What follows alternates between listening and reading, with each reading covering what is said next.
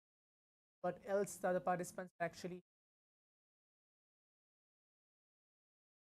type out everything.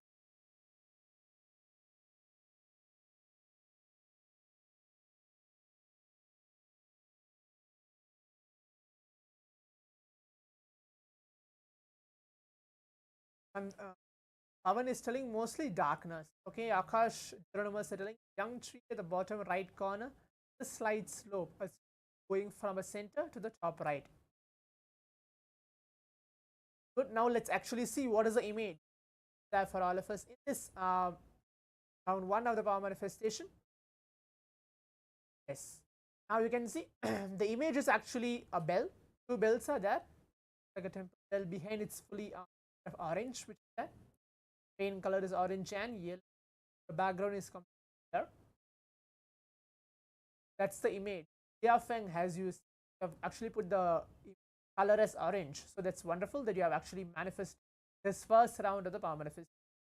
You can actually go ahead and see one of you have actually manifested first round. You go ahead and actually correct it for yourself and please post your experience as well, that what we have actually manifested in this first round. If you have not actually gotten the correct, or if you're not satisfied still that I have not manifested this first round, we can move on to the second round as well. Now please close your eyes. We're entering to the second round of the power manifestation. Your eyes closed.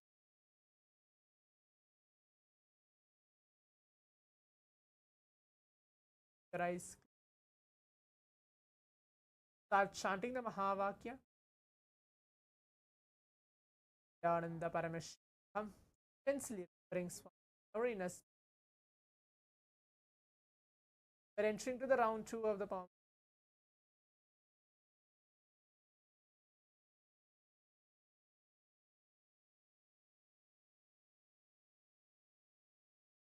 Your eyes closed.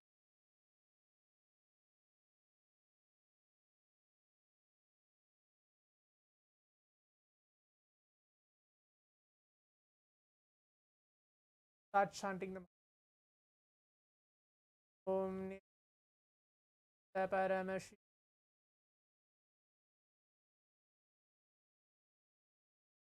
Paramashivam.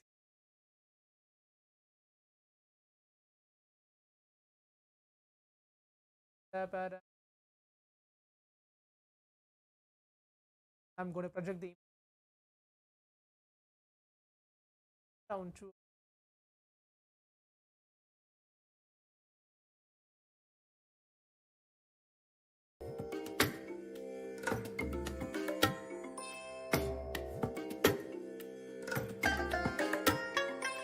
I bless you all.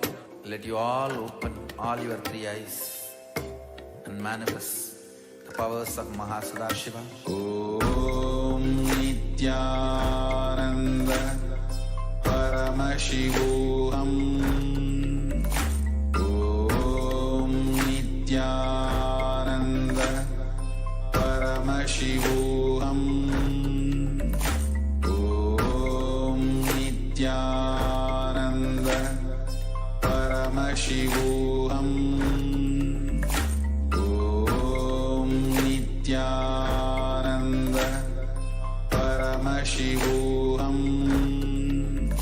Om Nithyananda Paramashivoham. Om Nithyananda Paramashivoham. Om Nithyananda Paramashivoham. Om Nithyananda Paramashivoham. Om Nithyananda Paramashivoham. Om Nithyananda Paramashivoham. Om Nithyananda. Paramashivoham.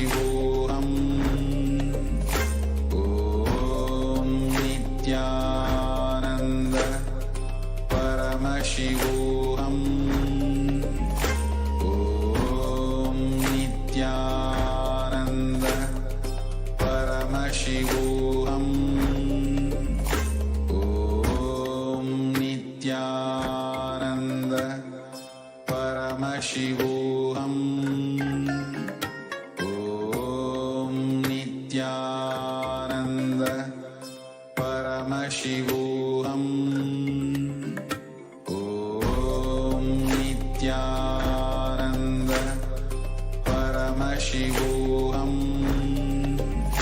Om Nithyananda Paramashivoham. Yes. Now, requesting all the participants, as we completed the round 2 of the power manifest, relax and take dry bands, your eyes. Now, please pen down everything. Write down what was revealed on this round 2 of the power manifest. And you can actually go ahead and type out that on the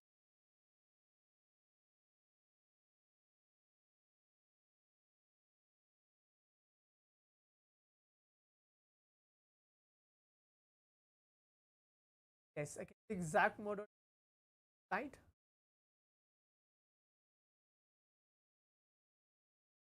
But as well, what was one of us? Our third eye.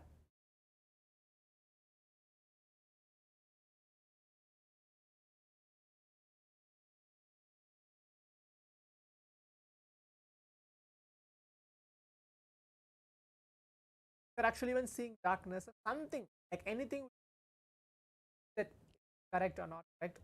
If that as well. So everything actually takes. Okay, Akash has put them in shapes that reflecting water.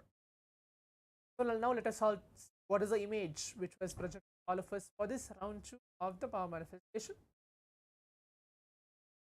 Yes, now as you can see, the image is a playground. So it's like completely a playground which has blue color, yellow color, red, mostly like most of the colors are there, and there's a tree actually, 9 grasses, and actually go ahead and see for yourself that if you have manifested in this round 2 of the power manifestation, it's great, wonderful that you have actually manifested. Akashaya, you have put the green and blue, that is actually wonderful. Blue light as well, so that's blue color is actually visible. Okay, yes, your fingers, there is a approximate shaped electric vehicle. So now, yes, as we're coming to the conclusion of today's power manifestation, as we're going to have more and more power manifestation throughout the day, manifesting powers of Paramashiva, let us all take a few minutes to go ahead and share our experience. Whatever that we have manifested in this span of 20 minutes power manifestation, the first power, the power of third eye. Let us all take a few minutes. Yeah. We'll be starting the next session very shortly. Stay tuned.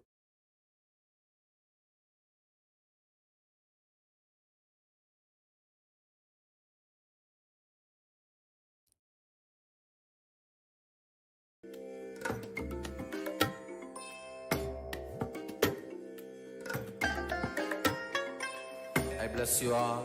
Let you all open all your 3 eyes and manifest the powers of Mahasudashiva. Om Nithyananda Paramashivoham.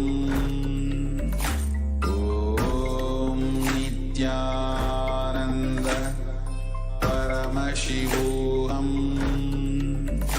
Om Nithyananda Paramashivoham. Om Nithyananda Paramashivoham.